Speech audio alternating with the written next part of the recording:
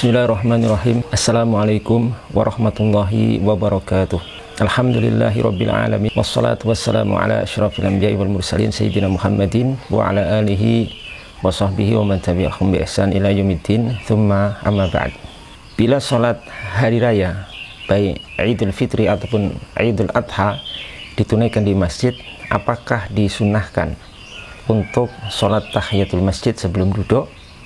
Maka jawabnya iya. Hal ini berdasarkan keumuman hadis Nabi SAW yang memerintahkan untuk sholat tahiyatul masjid ketika seorang masuk masjid, di mana Nabi kita Muhammad SAW sabda, "Idza dakhala ahadukumul masjida fala yajlis hatta yarka'a rak'atain." Atau kama qala Rasulullah SAW. Apabila salah satu di antara kalian masuk masjid, maka janganlah duduk sampai dia sholat 2 rakaat. Hadis ini sifatnya umum dalam konteks dan kondisi apapun, maka disunahkan kita untuk sholat tahiyatul masjid tatkala masuk masjid, termasuk di dalamnya adalah ketika kita masuk masjid dalam rangka untuk menunaikan sholat Id atau sholat hari raya. Bahkan perintah sholat tahiyatul masjid ini perintah yang sangat kuat sekali, sehingga ketika misalkan seorang masuk masjid di waktu yang terlarang atau dilarang untuk sholat, di waktu-waktu yang dilarang untuk sholat, itu tetap diperintahkan, karena sholat tahiyatul masjid itu merupakan sholat dzatul asbab, sholat yang memiliki sebab, sehingga dikecualikan dari larangan menunaikan sholat di waktu-waktu yang terlarang, seperti misalkan ba'dal asar atau ba'da sholat asar, ba'da sholat subuh dan seterusnya. Disebutkan oleh Imam An-Nawawi rahimahullah ta'ala dalam Al-Majmu' Syarhul Muhadzab jilid kelima halaman 12. Beliau rahimahullah ta'ala menyatakan, yajuzu li ghairil imami at-tanafful yaumal id qabla sholatil id wa ba'daha fi baitihi wa tariqihi wa fil musalla qabla huduril imam la bi qasdi tanafful sholatil id wala karahata fi syai'in min dzalika lima dzakarahu al-musannifu qala Syafi'i wal ashabu wa laysa li sholatil id sunnatun qabla wala ba'daha li anna nabiyya sallallahu alaihi wasallam lam yusalli qablaha wala ba'daha. Kata beliau, diperbolehkan bagi selain imam untuk tanaful, untuk melakukan sholat nafilah, ya, sholat sunnah atau sholat nafilah di hari raya yaumal id, di hari raya sebelum sholat qabla sholatil id wa ba'daha, sebelum sholat id dan setelahnya, fi baiti, di rumahnya, wa tariqihi, dan di jalan menuju ke tempat sholat id, wa fi musola, dan di tempat pelaksanaan sholatul id atau di tanah lapang. Musola sini adalah di tanah lapang. Qabla huduril imam, sebelum imam datang, sebelum imam datang. Jadi ini menunjukkan bahwa menunaikan sholat nafilah, sholat sunnah sebelum sholatul id dan setelahnya itu diperbolehkan, ya, diperbolehkan, ya, diperbolehkan, sebagaimana yang sudah kita jelaskan tadi, di antaranya sholat tahiyatul masjid. Tapi apalah bi qasdi tanafuli li sholatil id, tapi bukan dengan maksud untuk tanaful, untuk sholat sunnah li sholatil id, bagi sholatul id itu secara khusus. Artinya begini, dibolehkan untuk menunaikan sholat sunnah sebelum dan sesudah sholatul id, ya. Pertama itu selain imam, selain imam, li ghairi imam, ya juzu li ghairi imam at-tanaful, ya, selain imam.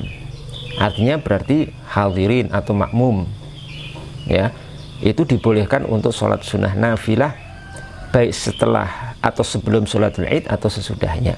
Sebelum sholatul id bisa berwujud misalkan sholat tahiyatul masjid kalau ditunaikan di masjid, ya, atau sholat sunnah mutlak misalkan, ya, sholat sunnah mutlak, sholat sunnah mutlak 2 rakaat salam, 2 rakaat salam, atau mungkin sholat duha misalkan sudah masuk waktunya, ya, itu diperbolehkan, ya, diperbolehkan bagi selain imam, mau ditunaikan setelahnya atau sesudahnya.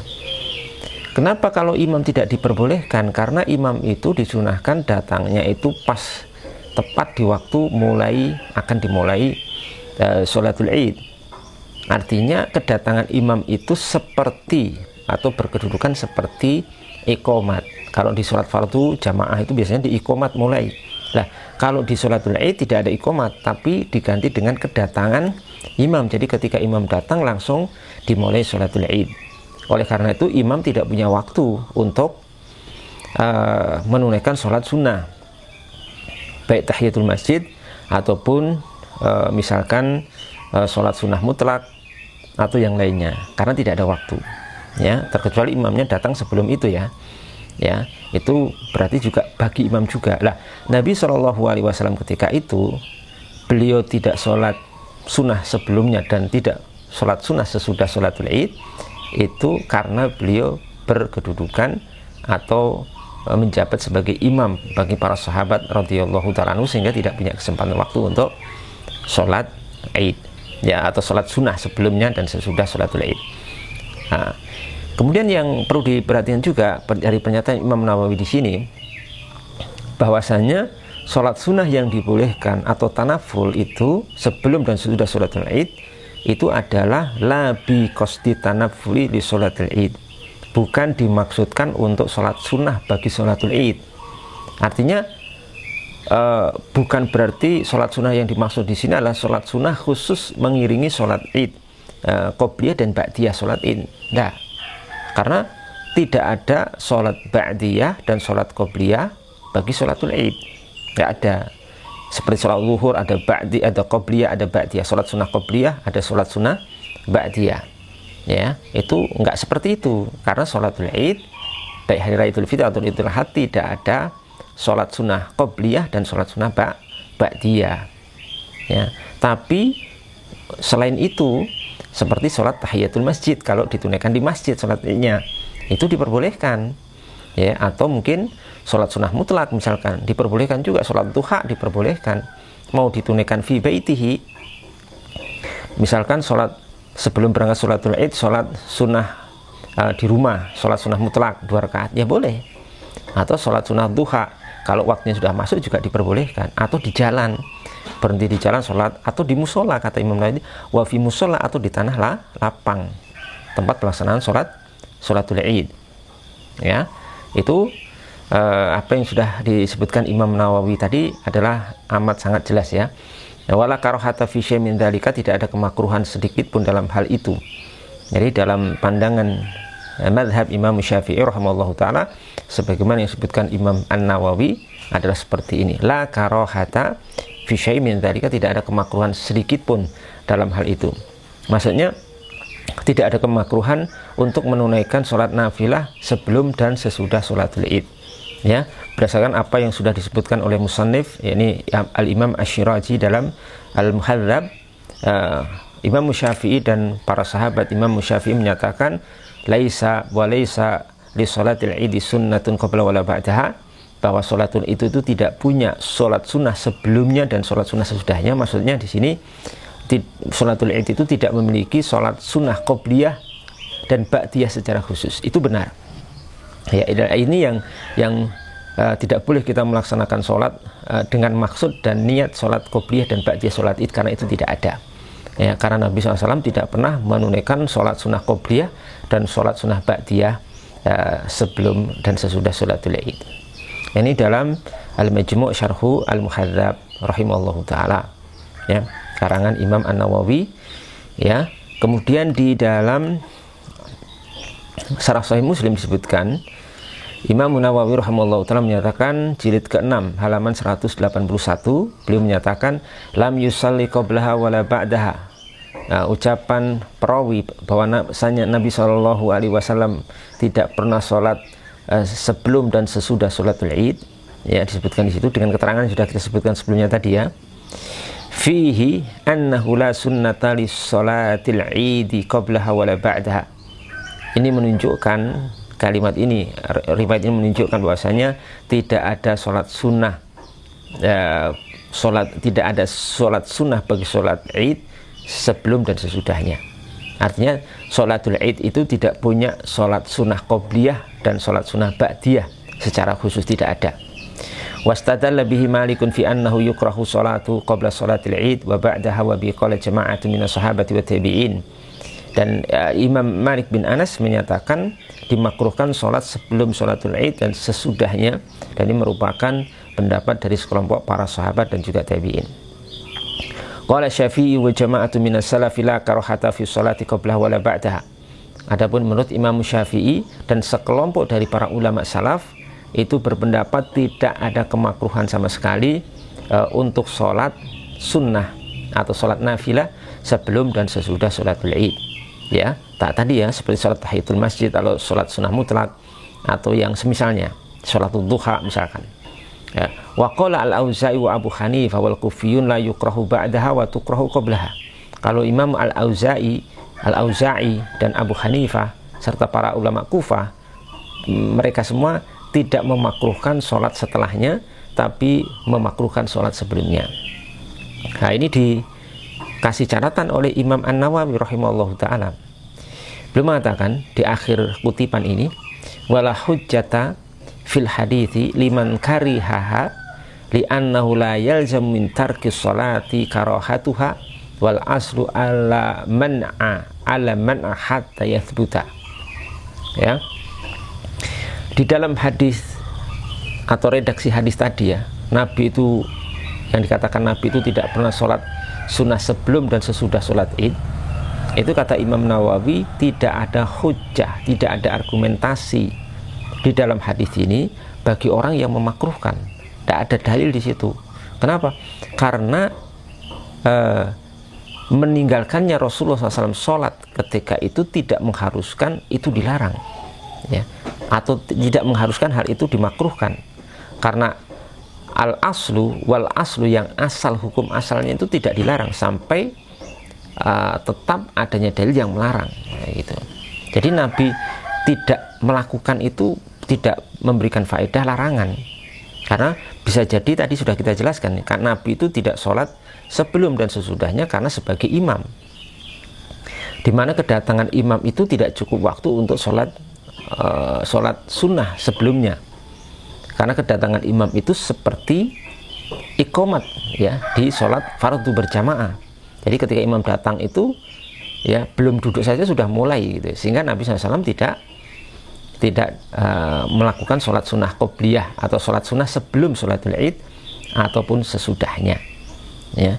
Karena ini kembali kepada kaidah yang dicantumkan Imam Nawawi tadi, ya, beliau mengatakan, ya, la yalzamu min tarkis sholati karahatuha wal aslu alla man'a hatta yasbuta. Itu penting sekali. Kaidah ini sangat mufidah sekali, ya, sangat bermanfaat sekali, bahwa meninggalkannya Nabi SAW sholat ketika itu tidak mengharuskan, tidak melazimkan hal itu dimakruhkan. Kenapa? Karena asal hal itu adalah tidak ada larangan. Jadi yang melarang silahkan sampaikan larangan mana. Dilarang sholat id sebelumnya, dilarang sholat sunnah sebelum sholatul id, atau dilarang sholat sunnah setelah sholat id. Mana dalilnya? Nggak ada. Yang ada cuma Nabi tidak pernah sholat sebelumnya dan sholat sesudahnya. Nah, Nabi tidak sholat itu bukan berarti Nabi itu kemudian mengharamkan sholat sunnah sebelum dan sesudahnya. Itu kan. Ini poin yang harus kita pahami di sini. Ya, karena sekedar meninggalkan itu, sekedar meninggalkan itu tidaklah memberikan la yufid al-man', tidak memberikan faedah larangan ataupun pengharaman. Terlebih tadi sudah kita jelaskan kenapa Nabi tidak melakukan sholat sunnah sebelum sholatul id, karena tadi, ya, kedatangan beliau itu adalah dianggap sebagaimana iqomat kalau di sholat fardu berjamaah. Dan ini saya tambahkan, ya, ada satu riwayat disebutkan oleh Al-Hafidz Ibnu Hajar Al-Asqalani rahimahullah ta'ala dalam Fathul Bari jilid 2 halaman 476. Di situ dalam riwayat yang dibawakan oleh Al-Imam Al-Buwaiti dari hadis Abi Sa'id radhiyallahu anhu disebutkan ternyata Nabi SAW itu sholat sunnah setelah sholatul id ketika sampai di rumah. Sebutkan di situ, anna Nabiyya sallallahu alaihi wasallam kana la yusalli qabla Id syai'an fa idza raja'a ila manzilihi shalla rak'atain. Nabi itu memang benar tidak pernah sholat sunnah sebelum sholatul Id sama sekali, karena tadi nggak ada waktu, beliau datang langsung mulai sholat, ya. Tapi apabila beliau kembali ke rumah beliau, ya, beliau itu sholat 2 rakaat. Beliau sholat 2 rakaat ini setelah sholatul Id, kembali ke rumah, berarti kemudian beliau sholat sunnah 2 rakaat. Hadis ini akhrajahu Ibnu Majah, dikeluarkan oleh Ibnu Majah, kata Ibu Al-Hafidz Ibnu Hajar, bi isnadin hasan, dengan sanad yang hasan. Sanadnya hasan, sanadnya bagus. Wa qad sahhahu Al-Hakim, dan telah disahihkan oleh Al-Imam Al-Hakim. Teman-teman sekalian dimuliakan Allah Subhanahu wa taala, maka di sini bisa kita simpulkan bahwasanya dibolehkan seorang untuk sholat nafilah, sholat sunnah sebelum sholatul Id atau sesudahnya, ya, baik itu sebagai misalnya sholat tahiyatul masjid kalau sholatul Idnya ditunaikan di masjid, atau sholat sunnah mutlak, atau sholat duha misalkan, diperbolehkan, silahkan saja, tidak ada larangan. Adapun hadis yang menunjukkan bahwasanya Nabi itu tidak pernah sholat sebelum dan sesudah sholat Id, lam yusalli qablah wala ba'daha, itu maksudnya pertama itu khusus untuk imam. Kalau imam tidak dianjurkan untuk sholat sunnah sebelum sholatul Id dan sesudahnya, ya, sebagaimana sudah sebutkan tadi, karena imam itu kehadirannya di sholat di tanah lapang atau di masjid untuk sholatul Id itu sebagaimana iqomat, jadi langsung dimulai. Yang kedua, sholat sunnah yang tidak dilakukan Nabi atau yang dilarang itu adalah sholat sunnah yang merupakan sholat sunnah rawatib, ya, sholat sunnah yang mengiri sholat hari raya, sholat qobliyah dan sholat ba'diyah secara khusus. Lah kalau ini memang tidak ada, maka tidak dianjurkan kalau yang ini, ya, karena memang sholat hari raya itu tidak punya sholat qobliyah dan sholat ba'diyah secara khusus. Kalau ini memang dilarang. Tapi kalau yang di luar itu seperti sholat tahiyatul masjid, sholat sunnah mutlak misalkan, itu diperbolehkan, insya Allah dengan penjelasan yang sudah kita sebutkan tadi. Semoga bermanfaat. Assalamualaikum warahmatullahi wabarakatuh.